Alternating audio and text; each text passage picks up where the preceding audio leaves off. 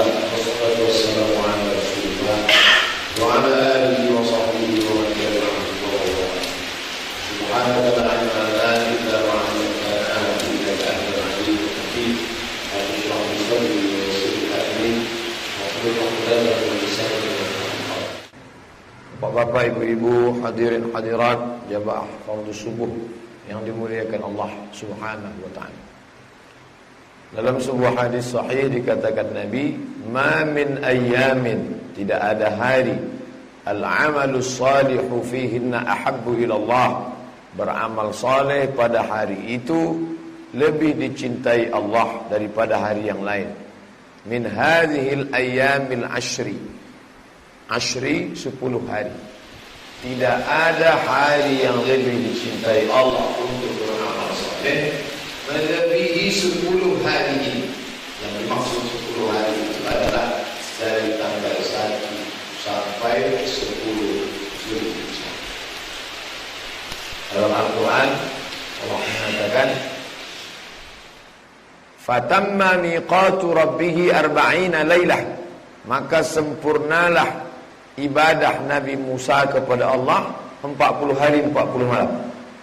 Yang dimaksud 40 hari 40 malam, kata ahli tafsir, 30 hari bulan Zulqa'dah tambah 10 hari awal Zulhijjah.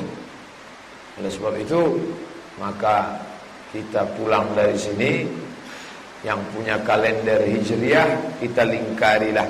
Ini tanggal 1 sampai tanggal 10. Lalu amal apa yang paling baik di 10 hari itu? Dari 1 sampai 9 adalah puasa. Amal paling baik puasa.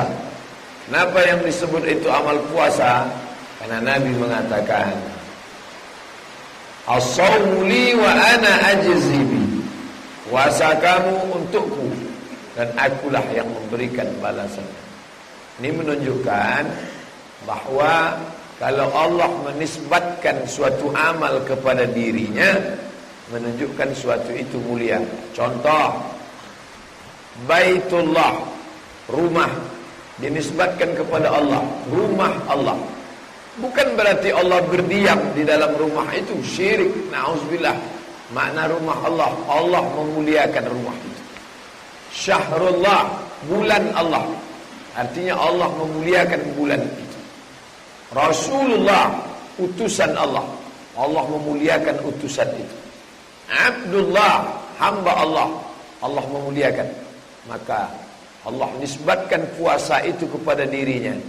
As-shawmu li, puasamu untukku. Bukan berarti Allah berhajat kepada puasa itu. Kalau sampailah Allah berhajat kepada puasa, na'udzubillah. Tapi kata ahli hadis, makna as-shawmu li, Allah memuliakan puasa karena ibadah yang paling minim tingkat riaknya puasa. Ibadah yang orang paling merasa dekat dengan Allah, puasa. Dan di dalam puasa itu orang sedang berakhlak dengan akhlak Allah.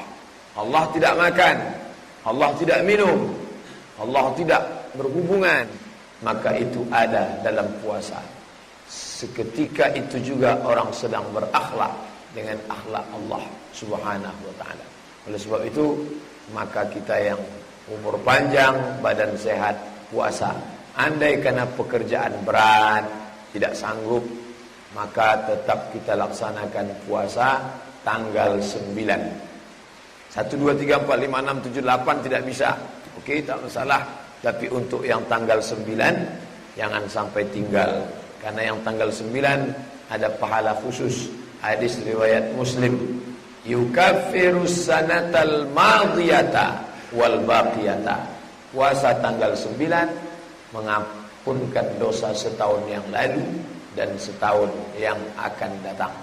Maka nanti kita lingkari kalender tanggal 9 Zulhijjah, puasa Arafah. Kawan-kawan sahabat tetangga yang sedang haji, mereka wukuf di padang Arafah. Pada waktu malam, malaikat paling banyak turun pada waktu malam, malam Lailatul Qadar. Dan pada waktu siang, yang paling banyak siang di padang Arafah. Kita di negeri yang bukan tanah haram, bukan di padang Arafah, ibadah kita adalah melaksanakan puasa Arafah. Adapun mereka di sana, mereka tidak puasa Arafah karena mereka dalam keadaan musafir, perlu tenaga ekstra, maka mereka tetap makan dan tetap minum. Adapun tanggal 10, maka pada tanggal 10 kita justru haram berpuasa. Haram puasa tanggal 1 Syawal, tanggal 10 Zulhijjah, tanggal 11, 12, 13, 5 hari haram berpuasa. Jadi kalau 1, 2, 3, 4, 5, 6, 7, 8 baik, 9 sangat baik, 10 haram. Dari yang tinggi jatuh kepada perbuatan haram. Maka tanggal 10 itu perbuatan yang paling baik adalah min iraqatid dam. Perbuatan yang paling baik tanggal 10 justru bukan puasa, tapi iraqatid dam, menumpahkan darah. Yang dimaksud menumpahkan darah tanggal 10 adalah darah hewan kurban. Fa innaha ta'ti yaumal qiyamati. Hewan kurban itu nanti akan datang pada hari kiamat, biquruniha, dengan tanduknya, wa aslafiha, dengan kukunya, wa ash'ariha, dengan bulunya. Tanduk, kuku, bulu, ketiga-tiga ini sampah. Nabi tak mengatakan dagingnya, darahnya, jantungnya, hatinya, tak. Dia akan datang pada hari kiamat dengan tanduknya, dengan kukunya, dengan bulunya. Apa pelajaran dari sini? Kalau tanduk, kuku dan bulu bersaksi pada hari kiamat, apalagi dagingnya, sumsumnya, kulitnya, semuanya akan bersaksi di hadapan Allah. Ya Allah, hamba-Mu ini sudah beramal dengan amal yang Engkau cintai. Makanya kata Nabi, fatimu biha nafsan, sucikanlah diri kamu dengan menyembelih hewan kurban. Lalu pada pagi itu selesai sholat Id, Nabi pulang mengambil kambingnya. Jenis kambingnya aqranaini, sudah bertanduk, artinya cukup umur. Amlahaini, warnanya putih bersih. Fadzabahahuma biyadihi, Nabi memotong dengan tangannya sendiri. Bismillah, dengan nama Allah. Allahu Akbar, Allah Maha Besar. Allahumma minka walaka, ini dari engkau dan ini untuk engkau. Ini memang uang tabungan saya, tapi ini minka, dari engkau. Ini memang akan dibagikan untuk fakir miskin, tapi ini hakikatnya untuk engkau. Tapi jangan bayangkan bahwa darah, tulang, bulu menjadi sesajen. Na'udzubillah, syirik dalam Islam. La yanalallaha luhumuha, dagingnya bukan untuk Allah. Wala dima'uha, darahnya bukan untuk Allah. Walakin yanaluhu taqwa, yang sampai kepada Allah adalah ketakwaan dari orang-orang yang menyembelihnya. Masalah kurban ini hampir tiap tahun, masalahnya itu ke itu saja. Pertanyaan jamaah terkait masalah kurban, maka muzakarah alumni Al-Azhar seprovinsi Riau tahun 2011, tahun 2010-2011, hasil muzakarah itu jadilah 33 tanya jawab masalah kurban. Saya tidak bacakan satu persatu, kita bahas yang masalah-masalah saja yang menimbulkan problem di tengah masyarakat. Itu yang akan saya bahaskan insyaallah. Yang pertama adalah hukum berkurban. Satu ustaz ceramah mengatakan kurban itu wajib, wajib berkurban. Yang satu lagi mengatakan kurban sunat muakkad. Maka di buku ini disebutkan dua-dua.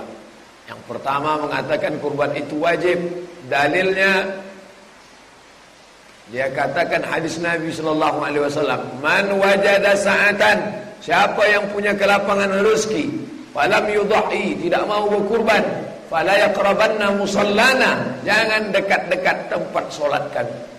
Itu ancaman keras. Kalau sudah ancaman berarti lil wujub, wajib.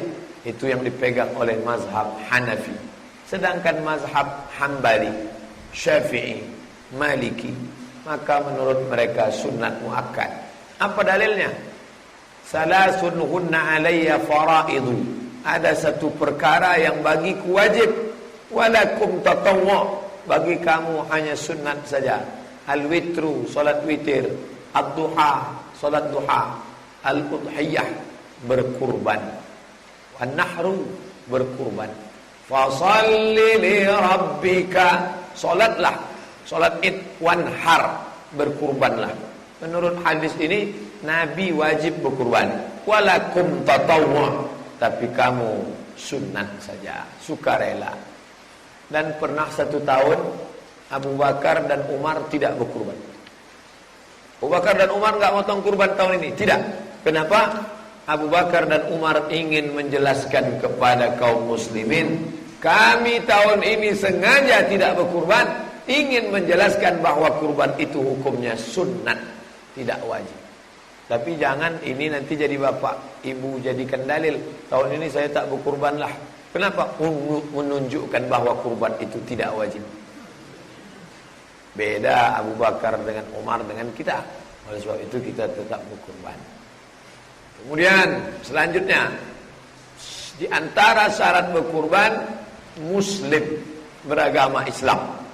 Ini dibahas di sini karena ada satu masjid bertanya ke saya, Pak Ustadz, kami tinggal di seberang sana ada gereja. Terus mereka menyerahkan satu kambing ke kami. Gimana nanti kami motongnya? Apa kami sebutkan Allahumma taqabbal min simanung kalid waktu motongnya itu? Maka saya sampaikan, syarat berkurban adalah salah satunya muslim. Muslim, merdeka, bukan budak, akil baligh, berakal dan mampu. Syaratnya muslim. Jadi kalau ada orang menyerahkan kurban ke kita, Pak, ini hewan kurban. Pas ditanya, non muslim. Bagaimana caranya? Terima kurban itu, nanti waktu motongnya atas nama kaum muslimin. Misal, datanglah non muslim ke sini, menyerahkan 1 ekor sapi. Pak, ini 1 sapi.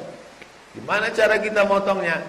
Kami terima sapi ini dan kurban ini nanti disebut atas nama 7 orang. Ketua, sekretaris, bendahara, seksi-seksi, masih 6. Siapa satu lagi? Ustadz Abdul Somad. Boleh, tak masalah. Waktu mau nyebut Allahumma taqabbal, bismillah wallahu akbar, Allahumma minka walaka, Allahumma taqabbal min fulan min fulan min fulan min fulan min fulan min fulan min fulan min fulan. Nama kita, adapun nama orang. Boleh menerima hadiah dari non muslim, boleh, selama tidak ada unsur kristenisasi. Jangan sampai itu ditulisnya, dipilok di keningnya, Jesus my God. Oh, tak boleh, haram. Tapi kalau ada, apa dalil boleh menerima hadiah non muslim?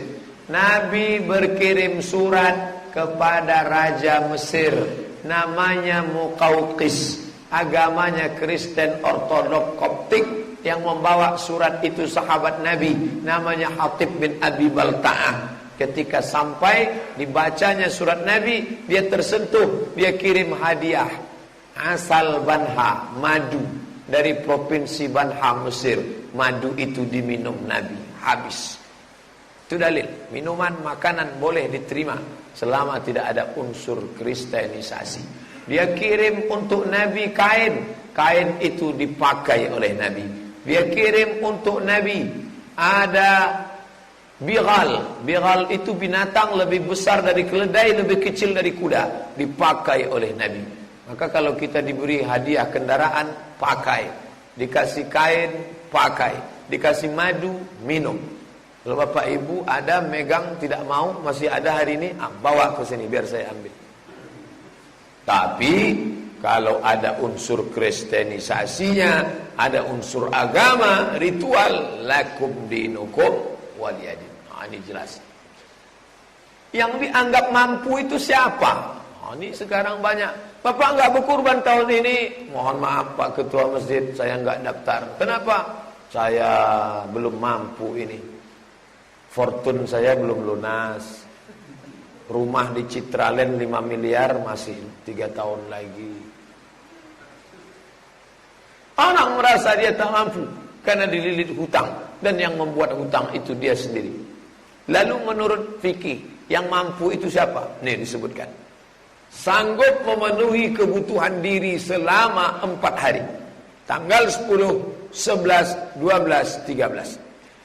Sanggup memenuhi kebutuhan diri dan orang yang wajib dinafkahi.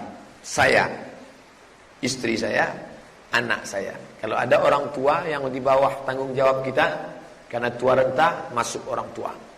Sanggup memenuhi kebutuhan diri dan orang yang dinafkahi selama 4 hari. Ada uang untuk berkurban, maka itu sudah dianggap mampu. Kira-kira punya uang berapa tuh Pak Ustaz? Diri, istri, anak, orang tua. Makan 1 hari paling full 100.000. Kali 4, 400.000. Kali 4 hari. Ada uang untuk kurban, maka orang itu sudah dianggap mampu. Maka berkurbanlah, itu dianggap mampu. Begitu menurut mazhab Syafi'i. Dari mana itu Ustaz ambil? Nama kitabnya Al-Fiqhul Islami wa Adillatuh. Nama pengarangnya Syekh Wahbah Zuhaili, juz 4 halaman 2708. Kapan waktu penyembelihan?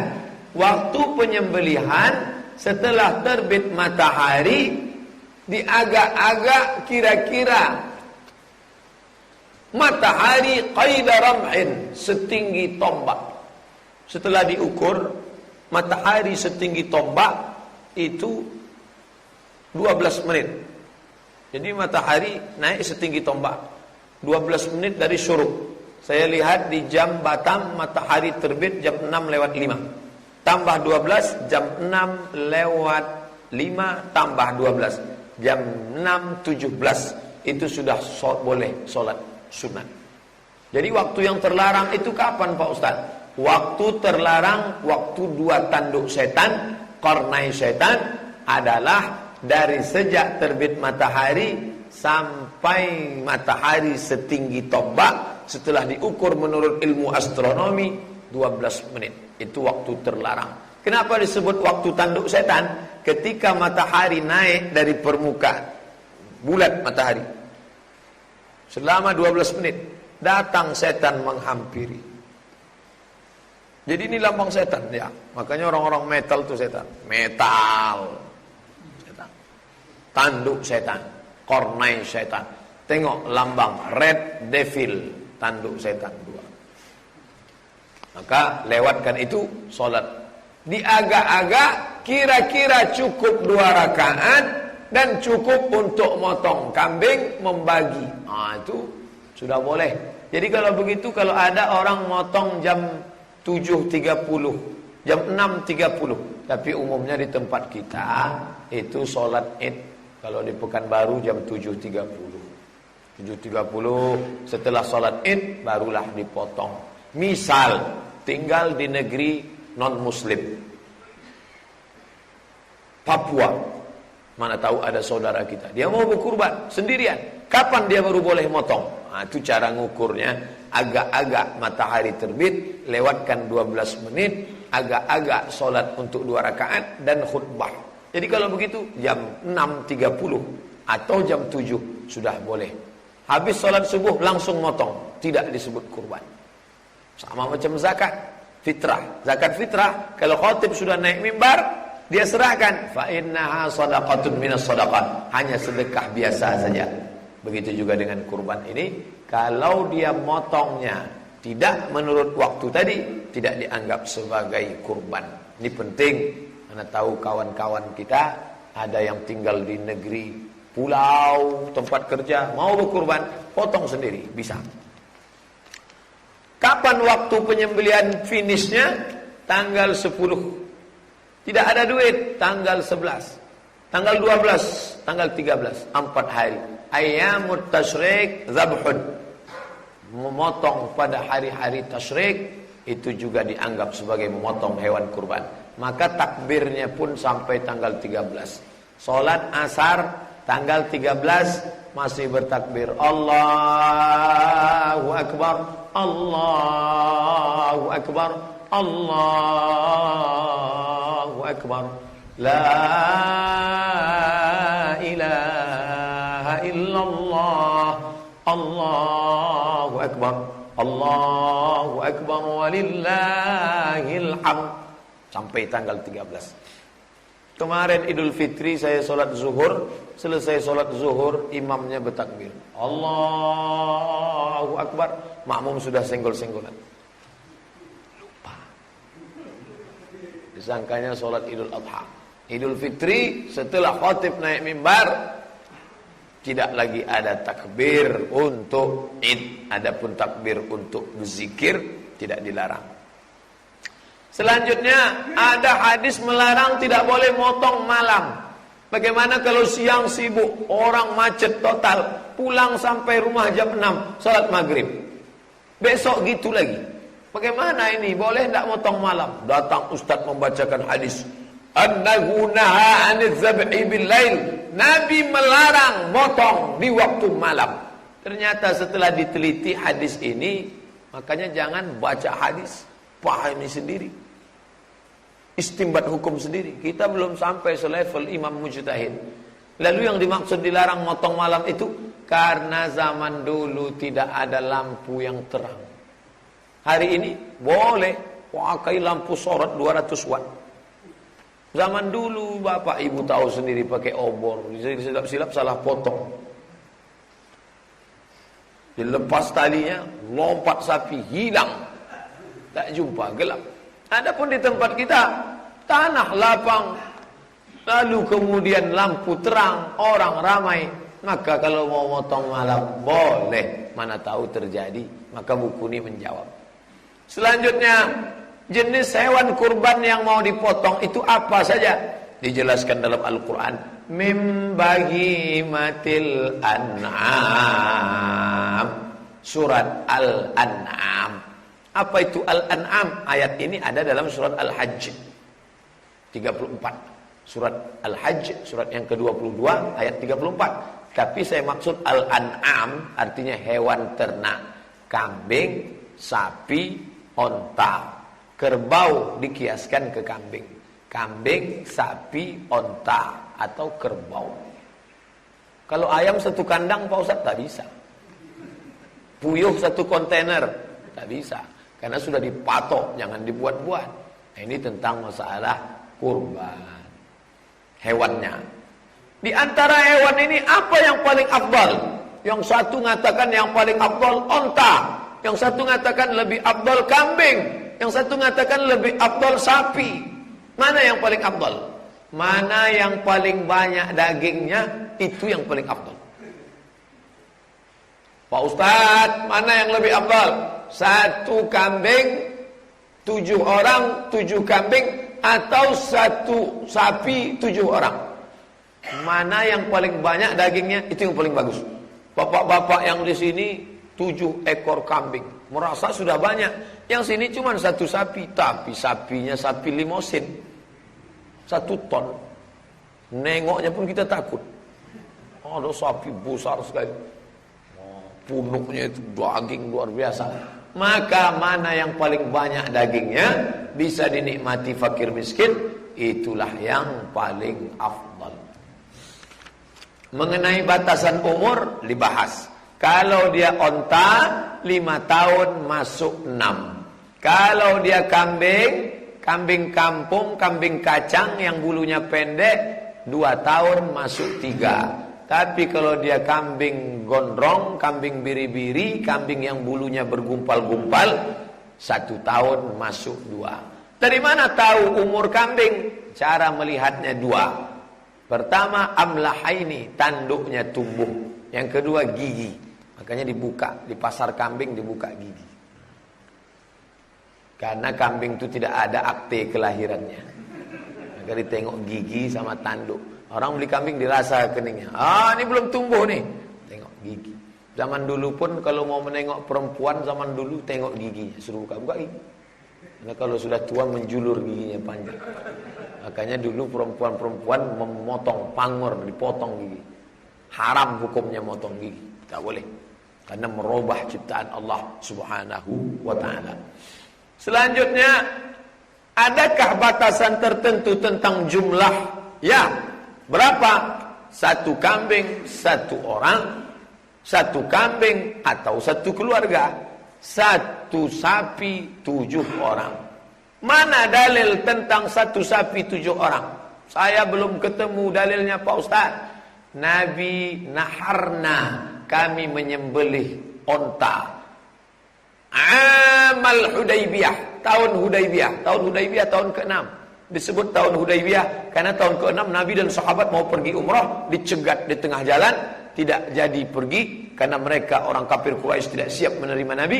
Terjadilah perjanjian di nama tempat itu Hudaybiyah. Itu tahun ke-6. Pada tahun ke-6 itu mereka berkurban bersama Nabi 1 onta 7 orang. Sekarang ada orang buat macam-macam.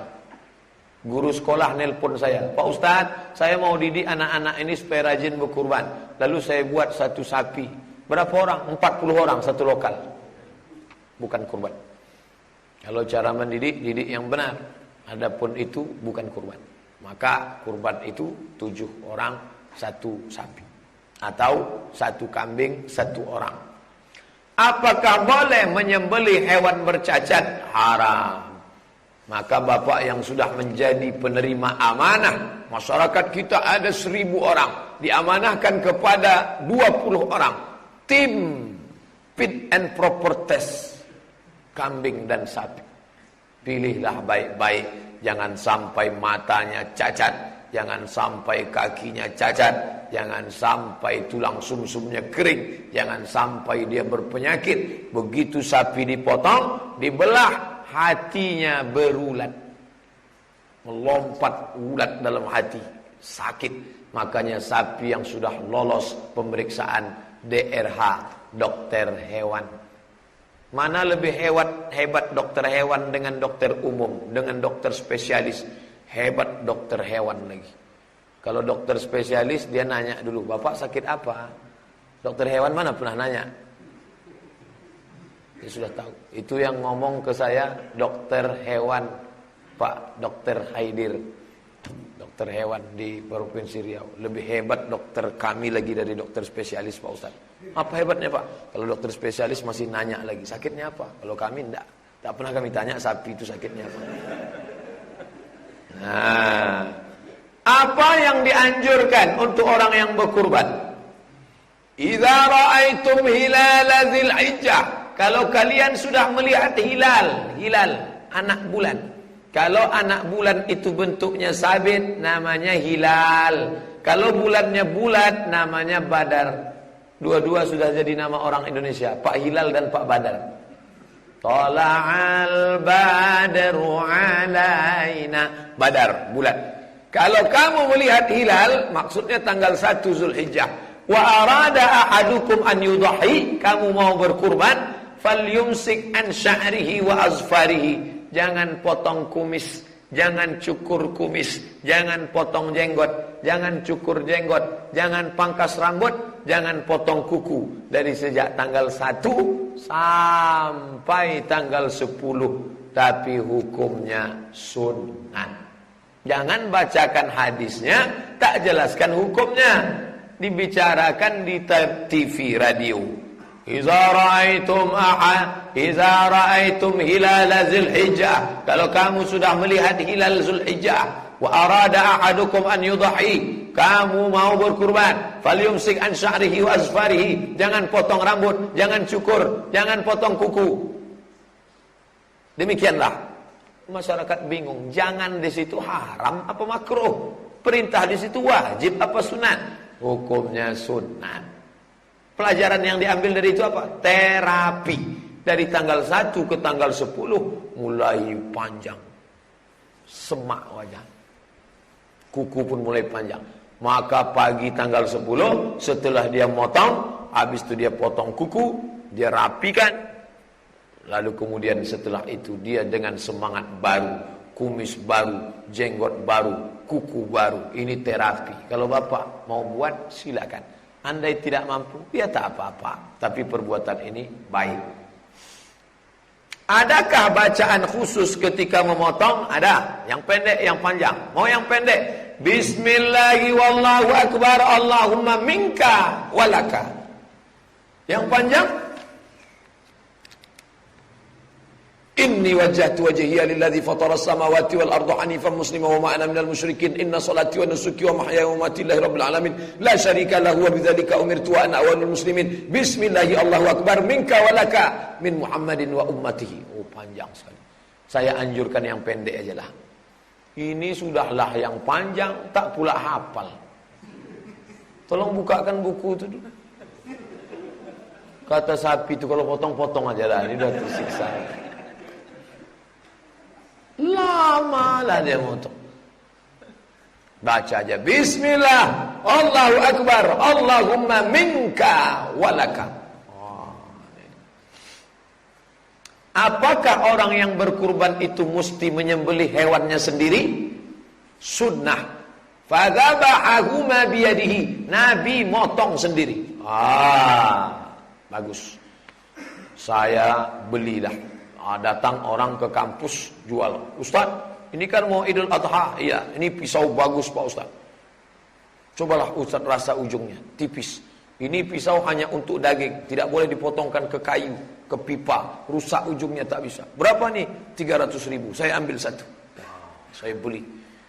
Tapi sampai sekarang tak pernah saya pakai. Karena motong ini pertama dua. Pertama harus punya ilmunya, yang kedua harus berani. Ilmunya apa? 2 urat mesti putus. Pertama urat napas, kedua urat makan. Ada orang motong, dia tengok uratnya sudah putus. Rupanya yang putus urat makan. Urat napas belum putus. Begitu dibuka tali, pegak balik sapi. Masuk ke internet, sapi kerasukan setan. Bukan kerasukan setan, uratnya belum putus. Makanya kalau tak punya ilmunya jangan motong. Yang satu lagi berani motong. Ilmunya ada, tapi tak berani motong. Coba-coba potong. Begitu melihat darah, mabuk kuat. Sapi tak mati, dia pingsan. Maka bapak panitia ini penting. Kalau ada orang mau coba-coba, serius nih bapak motong. Iya, pernah motong? Enggak, jangan. Untuk sementara beli dulu ayam, yang kecil-kecil dulu lah, jangan langsung. Ini langsung ke sapi aja. Nah, bagi orang yang menyembelih hewan kurban, tapi untuk orang lain, tukang potong, tukang jagal, slaughter, apakah dia perlu menyebutkan nama orang tersebut? Ya, Nabi menyebut. Apa kata Nabi?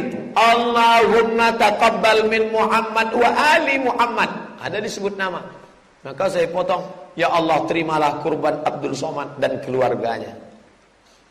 Kalau tak dia sebut, kata Imam Al-Hasan Al-Basri dari kalangan tabi'in, andai tak dia sebut sah, innamal a'malu binniyat, segala amal dengan niat. Niatnya sudah.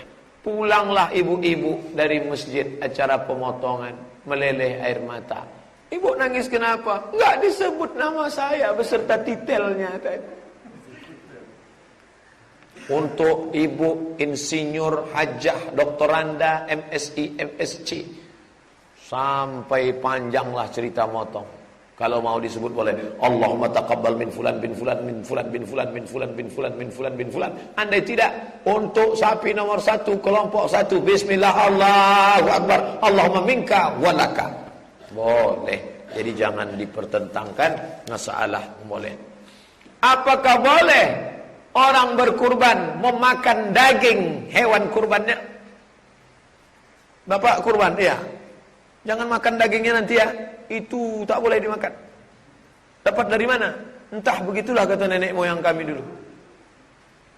Fakulu minha, makanlah. Walah, malah disuruh.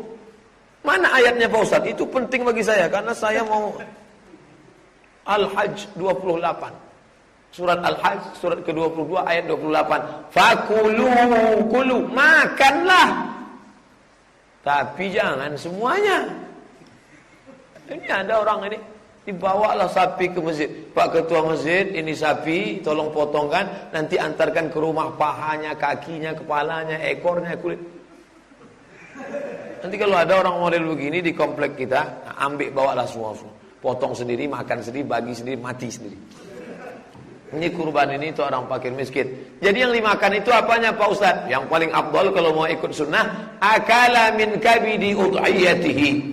Begitu selesai sholat, pulang, motong, langsung belah, ambil hatinya, potong mudghah, sesuap, cuci, kasih garam, bakar, sebentar aja tuh masak, langsung makan hatinya. Itu yang dilakukan Nabi. Kenapa tidak dagingnya? Dagingnya lama, teksturnya keras, matangnya lama.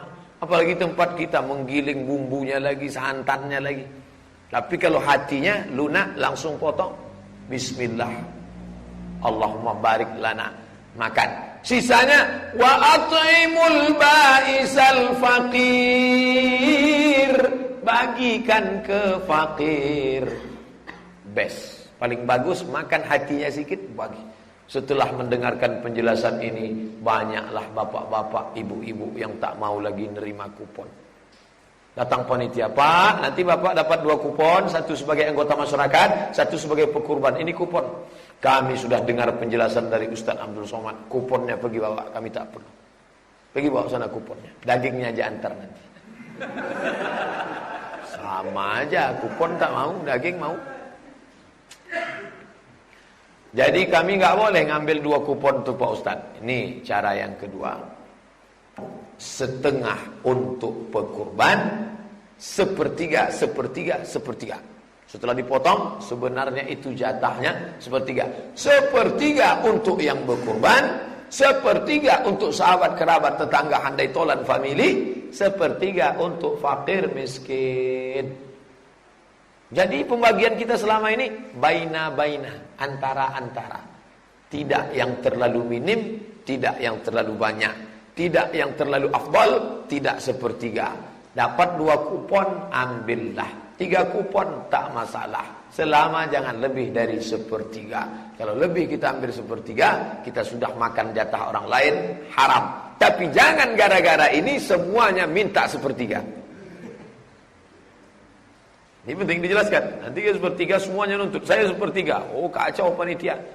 Sejak Ustaz Abdul Somad datang ke Batam, inilah rusak acara kurban. Membawa masalah aja Ustaz. Nah, pertanyaan ke-21.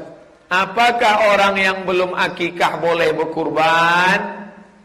Siapa yang belum akikah, jangan berkurban. Tidak ada hubung kait antara akikah dengan kurban. Tak ada hubung kait. Akikah Abdul Somad itu tanggung jawab bapak saya terhadap saya. Maka setelah saya dewasa, dulu ternyata saya kecil belum diakikahkan, sekarang saya mau kurban. Ya kurban aja, tak ada hubung kait. Kurban dengan akikah bukan seperti wudhu dengan solat. Siapa yang tidak wudhu tak boleh solat. Siapa yang tidak akikah tak boleh kurban. Bukan, tak ada hubungan. Dan akikah itu tidak ada yang menyatakan hukumnya wajib. Sepakat 4 mazhab mengatakan akikah itu sunnat muakkad. Kullu mauludin rahinatun biaqiqatihi. Setiap anak tergadai dengan akikahnya. Tusbahu anku yauma sabi'ihi. Sembelihkan kambing pada hari ke-7. Yuhlaku, cukurkan rambutnya. Wa yusamma, kasih nama yang elok-elok, yang bagus-bagus, yang cantik-cantik. Potong kambing, cukur rambut, kasih nama. Itu cara menebus anak. Sunnah.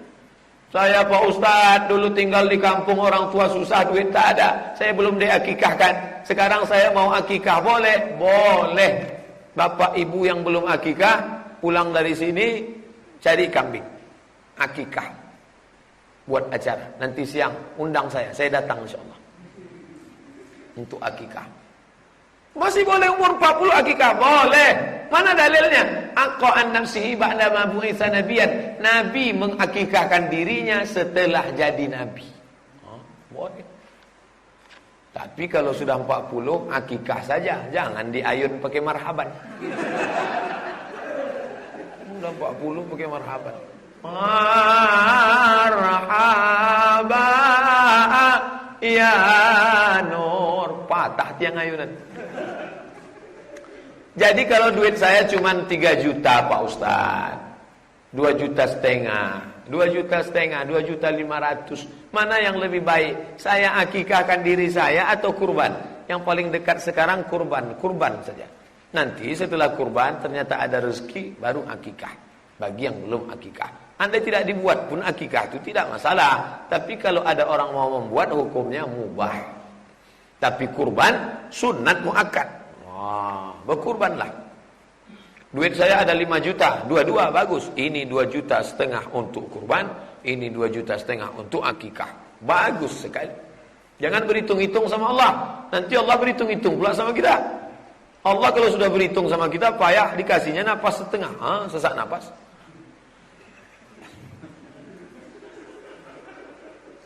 Lepaskan aja.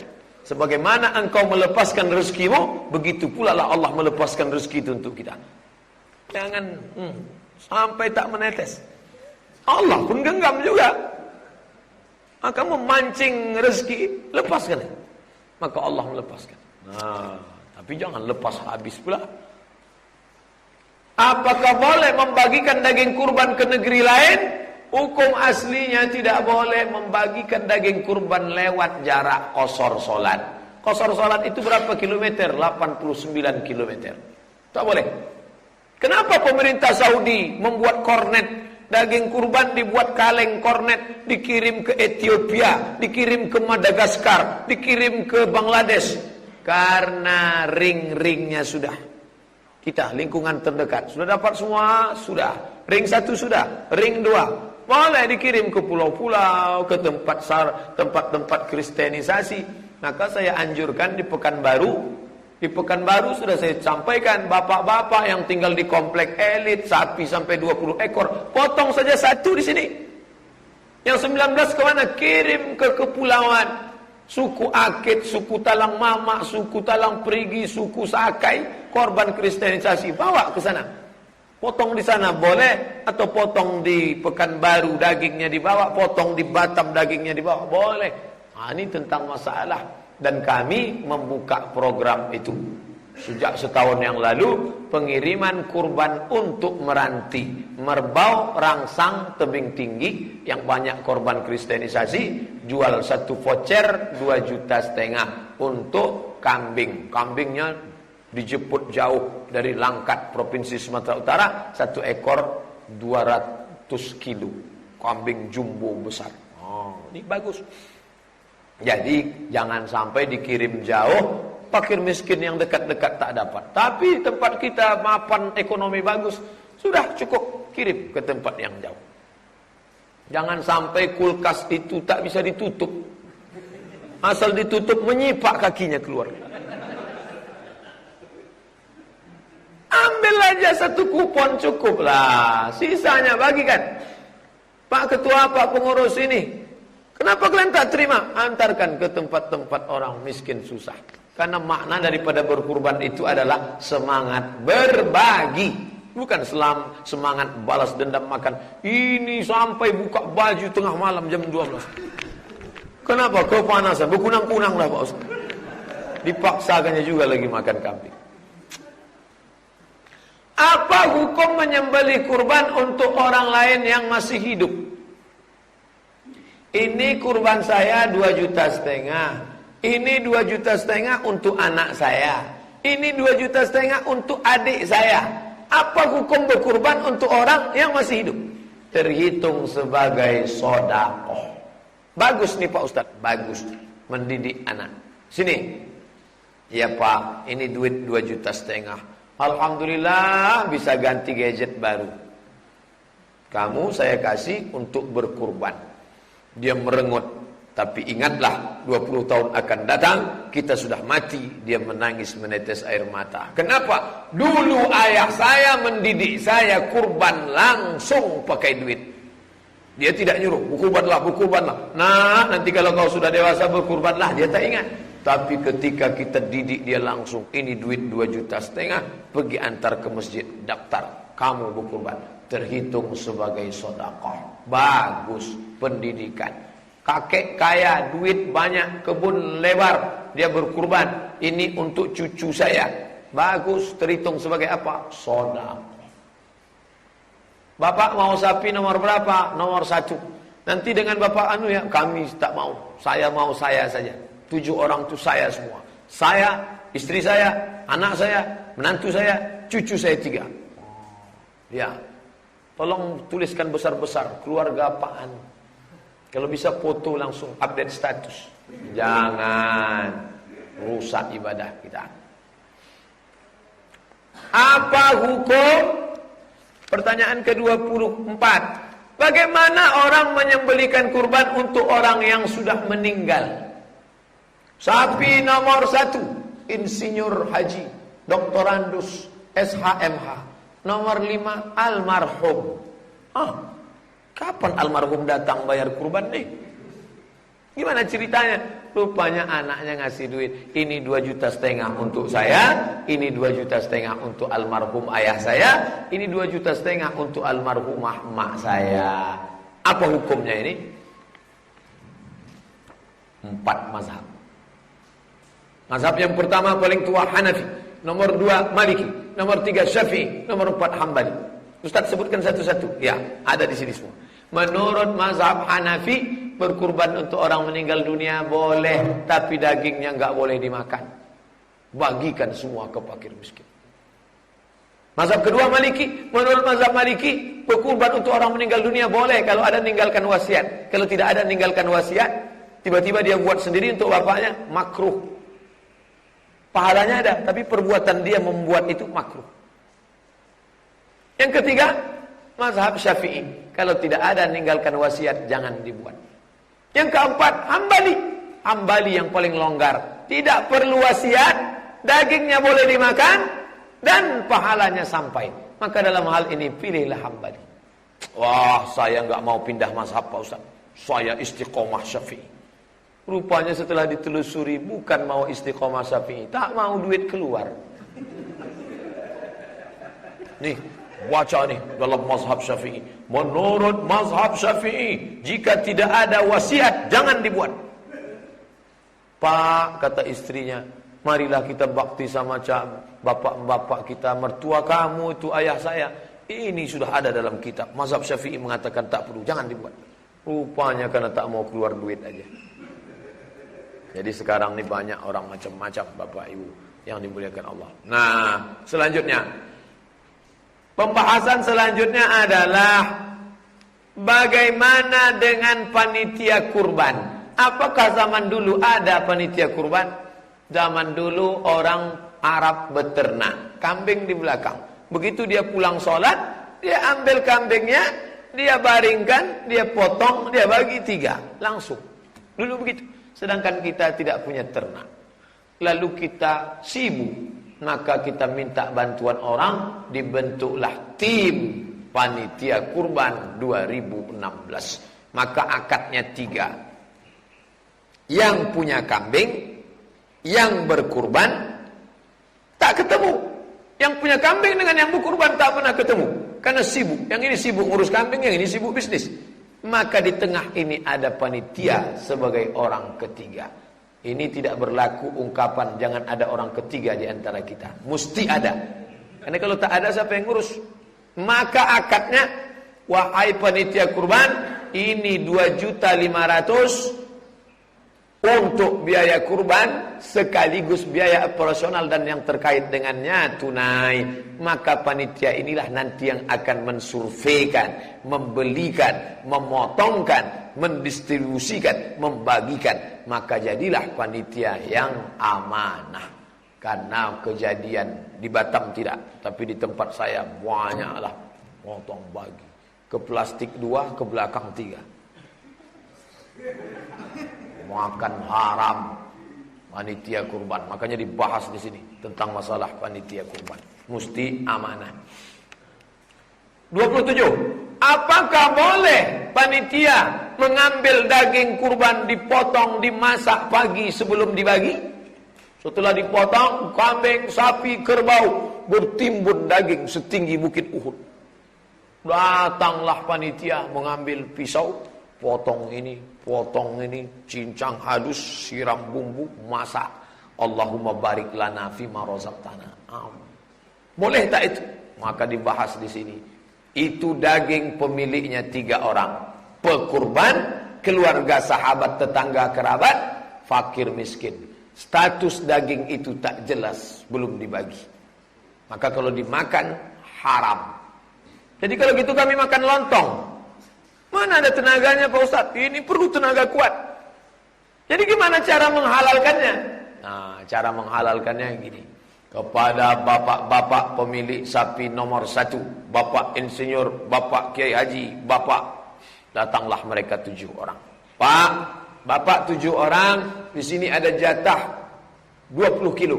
Kami minta 10 kilo untuk kami masak pagi ini ya Pak. Kata yang 7 itu, ambillah. Masaklah yang 10. Ada satu yang pelit, tak mau.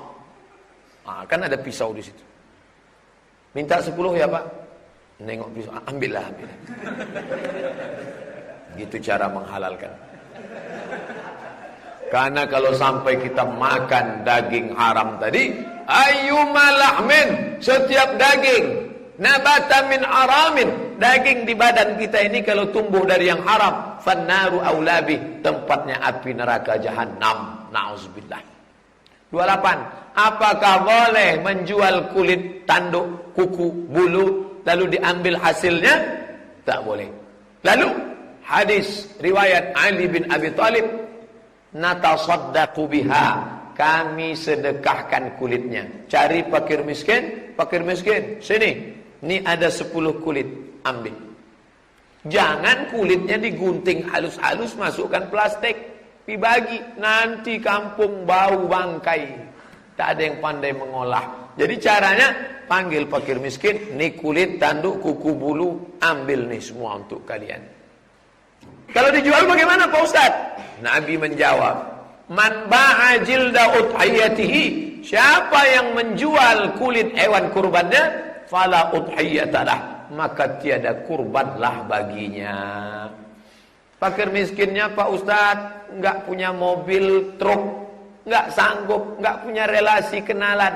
Boleh enggak kami yang menjualkan? Boleh. Mana toke jange? Mau beli 10 kulit? Mau? Berapa satu kulit? 100, 10, sejuta. Mana duitnya? Nih. Duitnya langsung bagi ke fakir miskin. Fakir miskin, ya. Tadi kalian mau dikasih kulit enggak mau? Enggak. Kalau ini mau. Aman. Jangan duit itu diambil beli tali, beli kresek, nasi bungkus, jisamsu. Bagikan semua. Jangan lagi ada unsur manfaat di dalamnya. Begitu menurut para ulama. Boleh kan memberikan daging, kepala untuk sebagai upah? Hadiah boleh, upah haram. Hadiah boleh, upah haram. Apa beda upah sama hadiah?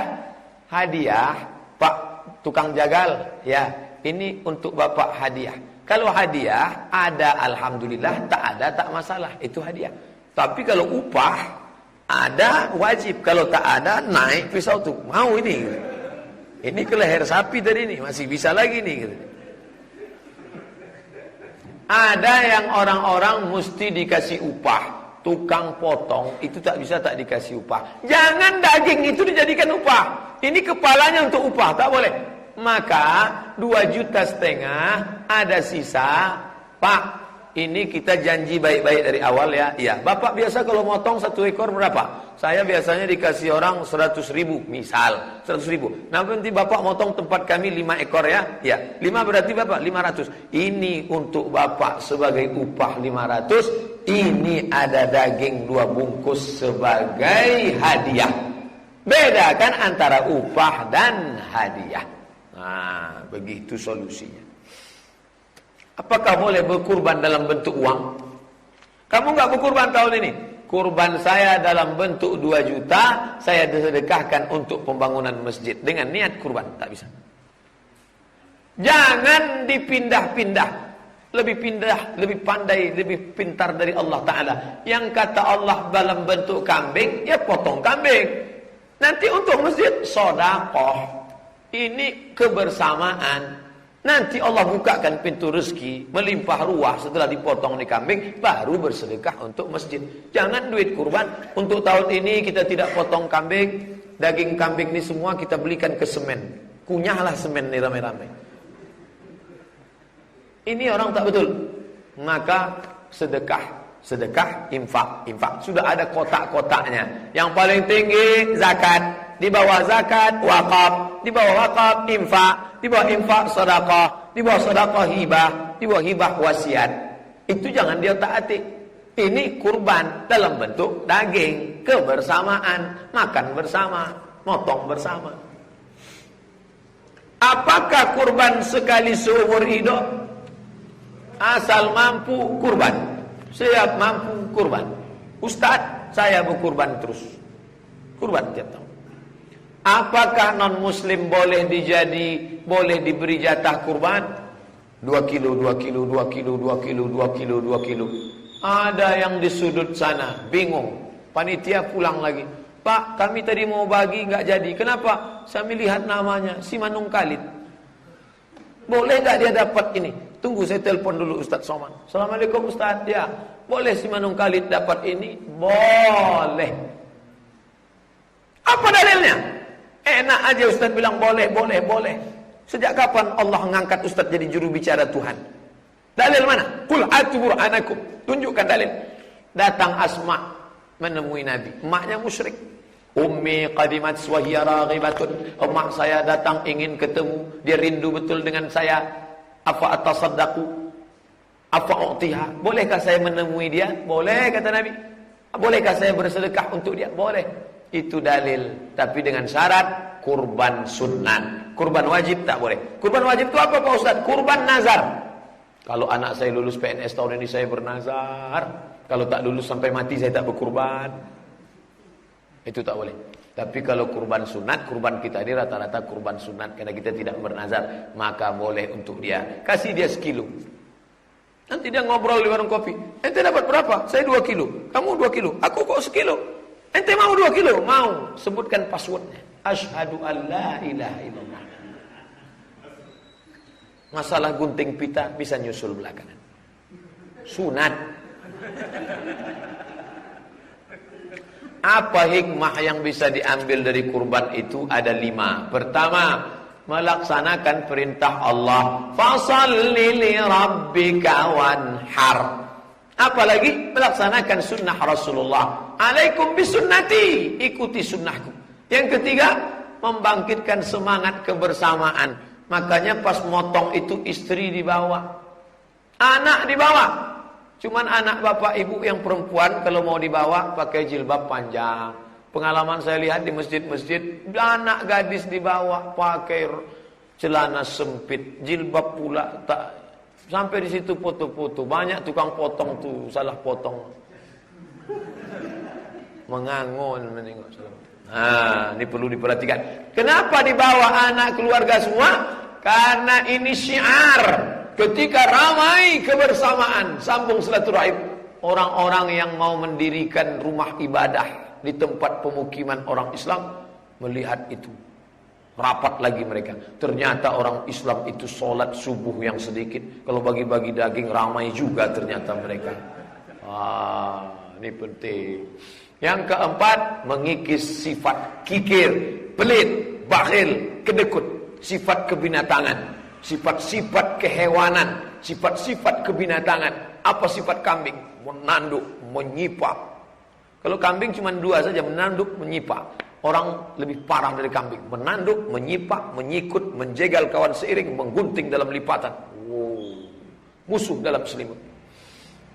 Yang terakhir, yang paling penting adalah walakiyanaluhut taqwa, ketakwaan dari orang yang memotongnya.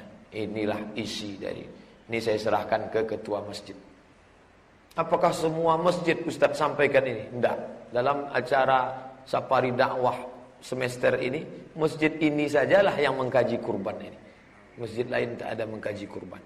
Ada masjid mau bahas kurban, tak jadi. Nah, ini tentang masalah hewan-hewan kurban ini. Itulah yang dapat saya sampaikan. Terima kasih atas segala perhatian Bapak Ibu. Mohon maaf atas segala kesilapan. Kita sudah masuk waktu solat sunat Isyraq. Man sholat subha fi jama'atin, siapa yang sholat subuh berjamaah, thumma qa'ada yazkurullah, duduk di masjid berzikir dengan Allah, dan ini majelis zikir, majelis ilmu, hatta tatlu asyam, terbit matahari, lewat 12 menit, sudah lewat, kita sholat sunat Isyraq. Usalli sunnatal Isyraq raka'ataini lillahi ta'ala. Pahalanya keajri hajjatin wa umrah, dapat pahala seperti haji dan umrah. Tamah, sempurna. Tapi jangan gara-gara sudah dapat pahala haji dan umrah, balik dari sini ONH diambil lagi. Seperti haji dan umrah. Terima kasih perhatian Bapak Ibu. Kalau tanya ini Ustaz, kalau kayak di bahasa ini kan agak mahal kalau misalnya kalau kita berdoa, kita bukan ke kampung, itu kan kampung agak murah. Tidak boleh mengalihkan hewan kurban. Tadi kita bahas lebih dari jarak kosong. Tinggal di Batam, cari makan di Batam, penghidupan di Batam, kurbannya di Papua. Nanti kalau kata Ustaz boleh silakan. Tiba-tiba tahun ini semuanya keluar Batam. Gara-gara siapa? Gara-gara Ustaz Somad, Ustaz Sosek, Tapi kalau Bapak sudah tahu, datang ke panitia, Pak panitia sudah berapa sapi kita tahun ini? Sapi 20, kambing 30. Oh, kalau gitu saya mohon izin tahun ini saya mau ke kampung. Karena ini kan sudah menurut kota sudah. Jadi ada kulungannya. Jangan sampai kita ini hidup masyarakat la salam wala kalam. Kurban di tempat lain, zakat di tempat lain, sedekah di tempat lain. Kalau ada orang-orang begini, kurban tak ikut. Sedekah tak ikut, zakat tak ikut. Nanti pas jenazahnya datang, akhirnya balik ke kampung. Tapi pertanyaan Bapak, oke, rata-rata kita merantau. Begitulah cara. Setelah tahu di masjid sudah banyak, Pak Ketua mengurus. Saya kan biasa di sini tiap tahun, ya. Ini tahun ini mungkin saya kampung orang susah sekali sampai makan upaya, makan ikan nasi upaya. Kira jadi ada. Jangan mentok fikih keras sekali. Ada di situ silaturahmi tentang rasa. Tapi secara hukumnya kalau keliling kita ini sudah boleh dibawa keluar. Jangankan 90 km itu kurban dari Makkah dibawa ke Ethiopia, dari benua Asia ke benua Afrika. Boleh. Hukum aslinya kalau ring-ring keliling sudah dapat boleh dibawa. Baik. Apakah boleh yang belum tadi punya anak belum akikah pas dia berkurban dua niat saja? Apakah sah? Kalau kebetulan anaknya lahir tanggal 3 Zulhijjah anaknya lahir, dikasihlah namanya anaknya Zulhijjah. 4, 5, 6, 7, 8, 9, 10. Pas tanggal 10 itu akikah, maka dia potong akikah, otomatis dapat pahala kurban. Begitu kata pendapat Imam Ahmad bin Hanbal. Orang yang berakikah tanggal 10 otomatis dapat pahala kurban. Satu potongan. Jadi kalau ada yang ibu-ibu hamil, settinglah lahir tanggal 5. Kalau saya lewatkan sedikit Pak Ustaz, akikah tak mesti tanggal 7. Yang paling afdal tudbahu anhu yawma sabi'in. Sabi' 7. Kalau lewat 8 dia 8. Jadi bagi orang yang mau berkurban, ini namanya sekali dayung 2 pulau terdapat. Sama juga masuk masjid, lihat jam 2 menit lagi. 2 menit lagi iqamah. Tahiyatul masjid apa qobliyah subuh? Qobliyah subuh. Karena kalau tahiyatul masjid tak dapat qobliyah subuh, maka dia qobliyah subuh otomatis dapat tahiyatul masjid. Tapi jangan gara-gara ini terlambat terus. Mana tahu sampai di sini tinggal 2 menit. Qobliyah subuh. Begitu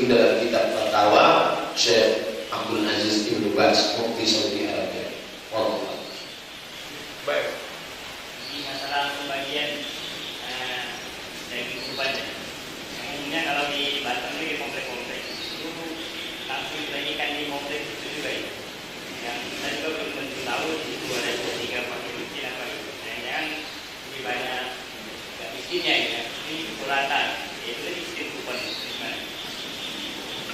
Kalau orang di situ sudah dapat 2 kupon, itu tidak menerima. Karena di situ ada 2/3. Sepertiga pengumuman, sepertiga sahabat, kerabat, tetangga, andai oleh famili. Jadi sebenarnya 2/3, sepertiga itu yang fakir miskin. Jadi agak-agak lah. Tapi kalau sampai semuanya dia bagi sampai fakir miskin, apa beda fakir sama miskin? Fakir no income, tak ada income sama sekali. Janda tua, tak ada pemasukan. Itu fakir. Yang miskin ada pemasukan, tapi tak mencukupi kebutuhan. Itu kuota mereka, itu jangan sampai dia. Tapi coba selama yang saya tahu, andai di komplek elit sekalipun, itu tak sampai 2/3 yang dibagi. 2 kupon, kalau di Pekanbaru 2 kupon, sekupon bagi hukuman, sekupon anggota masyarakat. Jadi kalau dia masyarakat sekaligus hukuman dapat 2 kupon, tak sampai 2/3. Sisanya itu masukkan ke plastik, bagikan ke fakir miskin. Tak ada lagi bagi, cari ke pinggir-pinggir kota. Jangan sampai dibagi di situ semua. Semuanya kaya, satu sapi, mereka bagi semua. Makanya makan jatah fakir miskin. Oh. Terima kasih belajar Bapak Ibu. Mohon maaf atas segala kesilapan. Subhanallahumma wa bihamdika asyhadu an la ilaha illa anta astaghfiruka wa atubu ilaik.